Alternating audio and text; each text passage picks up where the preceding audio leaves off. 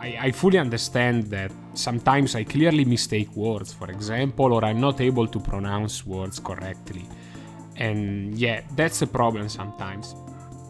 My accent has always been with me. It's something that I can't get rid of and has changed with me. Last time on State of the Pod, we discussed our responses and reactions to hearing other people's accents. But how do those with accents experience it? In this episode, with interviews with international members of the Cornell community, we'll dive into how speakers with accents navigate their personal and professional lives in an increasingly globalized world. Hi, I'm Adele Williams. I'm Lynn Hong. And I'm Macy Smith. This is State of the Pod, where science meets society.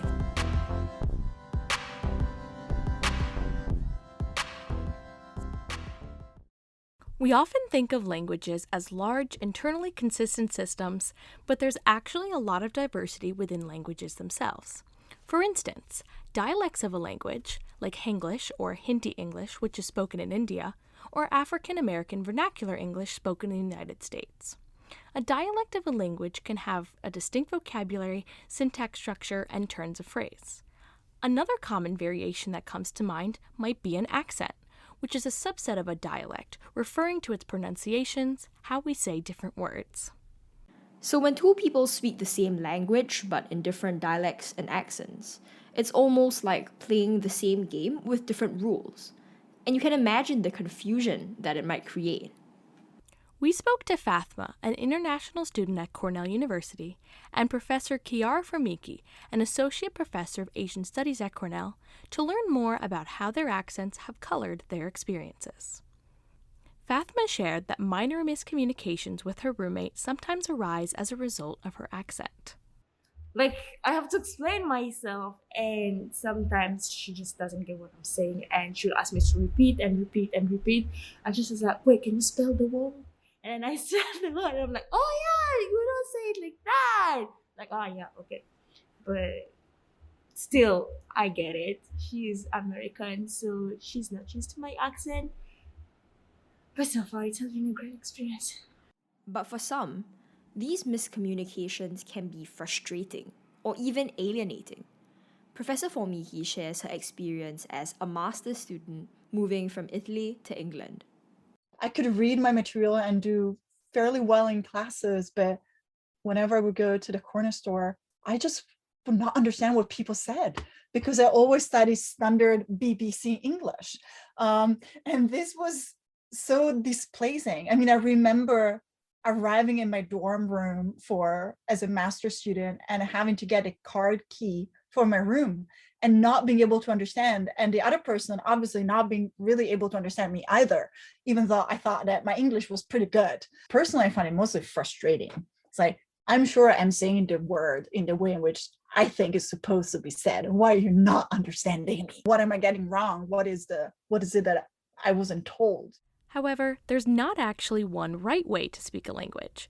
By objective linguistic standards, all accents and dialects are equally legitimate.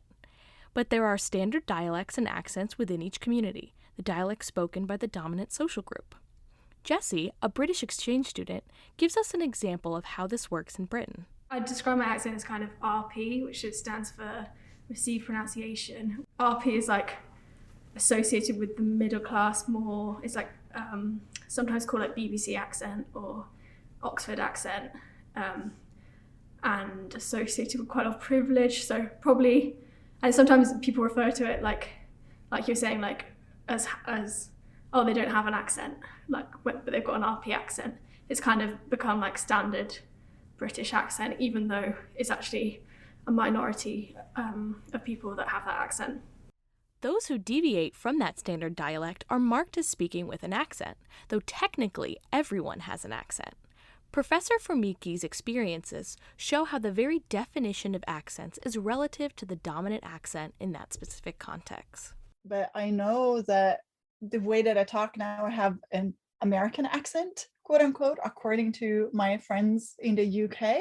And obviously to my American peers, I do not have an American accent. And, to my students, I probably don't have an American accent either. This perception of difference may be relatively innocuous, even positive, but for many, deviating from the linguistic norm means they are seen as having a poor grasp of the language.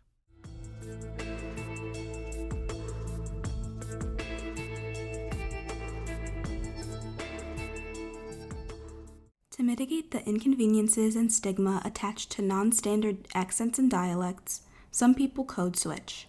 Code switching is shifting between a non-standard dialect and the standard dialect in different contexts, employing whichever is more effective in that situation. This is consistent with how accents, dialects, and language more broadly are important in how we form and communicate identity. Changing your accent can be a means of projecting a persona to adapt to different professional situations.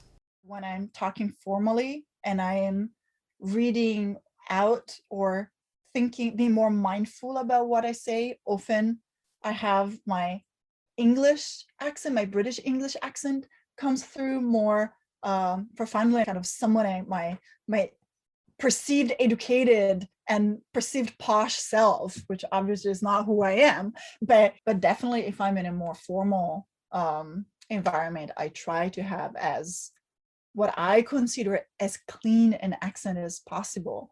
And I need to talk more slowly. I need to really focus on what I'm saying, and I get annoyed when I mispronounce something, whereas usually I don't really care. Aside from the professional sphere, accents are also a way of fitting into a social space. I'm Skyping with my English friends. I try to sound more English than I would normally speak, even though I can't do that anymore. I know that I try really hard because I want to fit in, right? Fitting in may seem trivial, but on the broader societal stage, the stakes of linguistic assimilation can be very high. Language and how you speak is an important marker of national identity, highlighting who belongs and who doesn't. Professor Formichi shares how it takes a conscious effort to sound like you belong, even in the country of your birth. If I'm in Italy, for example, and I happen to have to speak English for whichever reason, I feel that I try to play down any kind of English accent and sound more like I have a stronger Italian accent. Even amongst my peer, I definitely speak the least accented English. And this sometimes I feel that it makes me an outlier in, she's the Italian who went abroad and she's showing off that she has lived abroad for the past 15 years. And, her English is hard to understand. She sounds like the TV, right? In Italy, if I'm speaking English, if I want to not be pointed at as snob or as, I really don't know what's the right term, but it's not pretty, then I need to play down my accent. I need to sound more Italian. And I do that regularly.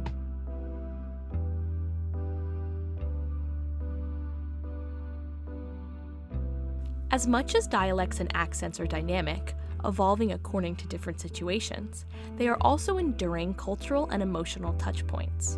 We interviewed Niccoló and Jason, two international students, who gave us a glimpse into the intimate relationships they share with their mother tongue. Well, I enjoy speaking Italian because it's my native language, so it's the one in which I can be freer in talking because I can understand everything that is produced by it. I like Italian. I like speaking Italian, and even if in the future I may be working abroad, I don't know, I would like to preserve Italian. For me it will be, I have to say it, a little bit a loss of my identity, at least a little bit a small part of me to lose some knowledge of Italian. So I wouldn't like it to happen. Something that is a great matter of personal regret is that when I was like in 8th and 9th grade, I just thought English was cooler, I spoke English with my friends, for example, and just because of that, I kind of put less emphasis on Chinese. When I moved back to Hong Kong, because I was in the US before that, that was probably like the moment where I realized that I was in my hometown and yet somehow I sucked at speaking my own language. I really love Cantonese. I love the language. I think it is a language that is slowly disappearing as well, so I really want to hope to try and kind of keep it alive. I've really been trying to kind of practice it, get better at it, and just kind of keep it in my life a little bit more. there is this idea of passing on language and language as a vector of cultural affinity and understanding. Like, there's so much more to language than just vocabulary. Beyond personal identity, language and accents are a way of transmitting culture and creating a shared identity. Professor Formichi and Jason share how language is key to how they experience kinship and culture. Professor Formichi weighs in on why it's important to her that her daughter is fluent in Italian. It's her identity, and it's also access to, public education, public university. It's access to being a functional EU citizen. I want her to feel at home in a European environment, and language is a vector of that cultural heritage. And so if I talk to my daughter, I speak in Italian, and if there is an English word in there that is a loan word into Italian, or it's just something like daddy's daddy, but I will say it with an Italian accent. I will say the English word in an Italian accent, because in my brain, but also what I'm performing for my daughter, is the fact that Italian is our space, right? It's that space between me and her. And so even if English intrudes in the life because we need to use this English word, we can still say it in an Italian way. I feel like my goal with Cantonese is that I want to be able to pass it on to my kids. I really hope that I'm able to carry on, I think, our Cantonese culture and our Cantonese language to my little kids. And I think that I will be content if I'm able to just fully speak to my kid in Cantonese and kind of have the relationship with Cantonese and English that me and my parents have right now. Additionally, entire cultures and communities have grown up around the intersection of multiple languages. For instance, Spanglish speakers in the United States blend the grammar and vocabulary of both languages to create a hybrid. Spanglish arises in areas with varying levels of bilingualism and comes in many forms. Not every Spanglish is the same, and some have been recognized as their own language. These languages have grown and adapted with the communities who have spoken them for centuries, and will continue to do so.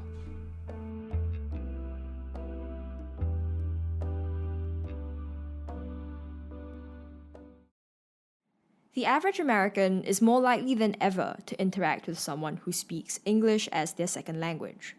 About half the world is bilingual, and globalization has created growing international flows of people and ideas. Within the United States itself, the population of bilingual individuals is steadily increasing. In this section, we'll unpack what it's like to switch your thought and speech between languages. A few factors determine when bilingual individuals switch between languages. Firstly, proficiency in both languages. Jason describes switching between English and Cantonese. I've been doing this since I was a really, really young child, so I think it's because of that I've learned how to just because I learned both of these languages in unison, it was quite easy and quite common actually to switch between those languages. It's just a really, really natural process. It's I can't really think of the Cantonese word off the top of my head, so I'm just going to use the English word. People also code switch depending on the context of the interaction. A study by Professor Whittaker-Mayall in 2016 shows how children learn to associate languages with specific contexts at a young age.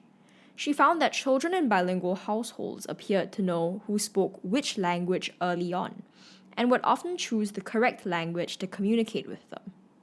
Fath'Ma's experience of when she switches between French and English similarly reflects a contextually grounded use of language. When I'm thinking about school, I think I was thinking English, but when I would think about family issues and family stuff, I will think in French. I think in both. At this point, I think in both, which is amazing. But I know that when I pray in French.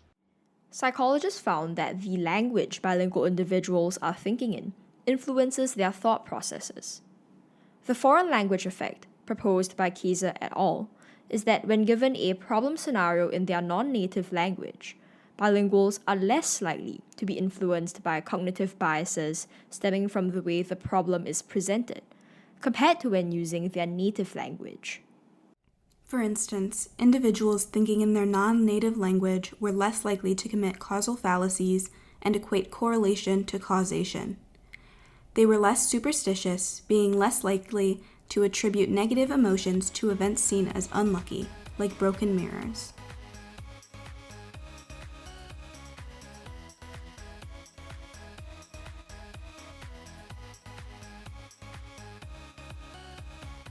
People like Jason may make switching between languages look easy, but according to psychologists, it's actually a really complex cognitive task. Proficient bilingual individuals rarely speak in a language they don't intend to someone who doesn't understand it, or accidentally code switch. But the neural networks for both languages are actually activated when bilinguals read, listen, or speak in either language. This means bilinguals are constantly executing a high degree of cognitive control to select which language to use and which to suppress. These cognitive capacities are linked to slowing cognitive decline in old age and improving executive functions such as regulating attention and organization. Like any skill, the ability to switch between languages can be trained with practice. Professor Formichi shared how the birth of her daughter improved her ability to code switch between English and Italian. My own language switch capability has definitely increased. Before, it was a lot harder for me to go switch if my mother and my husband were both around, to kind of shift speaking Italian with one and English with the other. Would just get lazy and use English all the time. But now with my daughter around, I do this language shift all the time.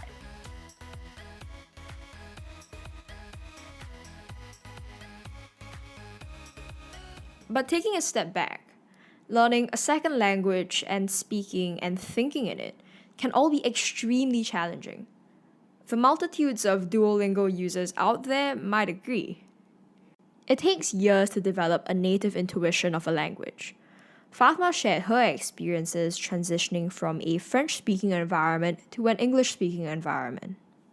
When I want to express myself, there are things that I can't do in English, that I can't say in English, because although I've spent a year learning English, I still don't know it properly. And especially when I have to express emotions, when I'm afraid, when I'm happy, when I don't know, there are things that I can't express in English. And I find myself saying some words in French or Swahili. And I'm like, yeah, no, she doesn't know that. Yeah, it has happened. And even after many years of fluency, second language speakers can continue to contend with the hidden labor of translation. It's a constant, conscious effort to think and speak in a second language, and also to adapt your accent in that language to the situation. When then using another, I don't like the expression native tongue, but there is something about the fact that is your comfort, your language of comfort in a way. When you're not using that language, you're always performing, you're always communicating or putting a lot more effort into what you're trying to communicate, because you need to figure out it's not instinctual. Speaking another language is exhausting.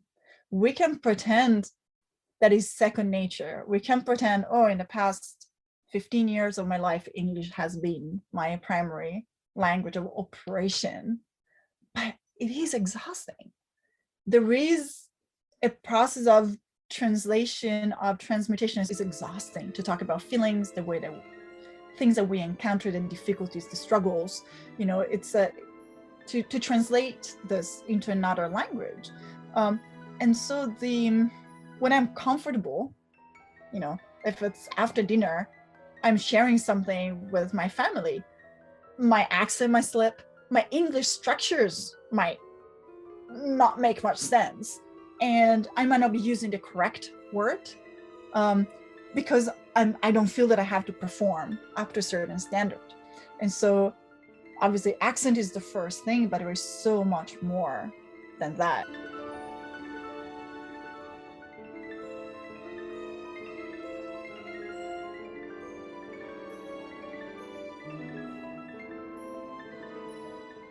Even though accents and dialects are intricately tied to complex phenomena like cultural identity and societal politics, for speakers with accents, Their accents are simply a natural part of how they experience their speech and the world around them. To close us off, we asked our interviewees how they feel about their accents. Actually, I don't have any adjective that would define how I feel about my accent because it's something that I don't think about. I never think about having an accent. Even though I've been learning English since probably 15 years, I don't know how to cut it down. I have it and I have to live with it. As much as language is an important expression of identity at the individual, group, and national level, it also allows us to reach across these divisions and connect with each other. I don't care what my accent is. It's just a way of communicating my ideas, my feelings, or getting a message across. When I'm talking to someone, that's not something that comes in mind. Like, I have an accent. No, I just speak and I hope that the person will get me. Thanks for joining us on this exploration of accents and dialects. This has been State of the Pod. Your hosts are Adele Williams, Lynn Hong, and me, Macy Smith. Our lead producer was Yunyun Wang. Our head writer was Lynn Hong. Our music is composed by Jacob Revelo. Special thanks for this episode goes to Professor Chiara Formichi, Dan Burdgof, Niccoló Bargellini, Fath'Ma Shibani, Jason Liu, Jessie Mayall, and the Milstein Lab for our recording equipment and software. See you next time!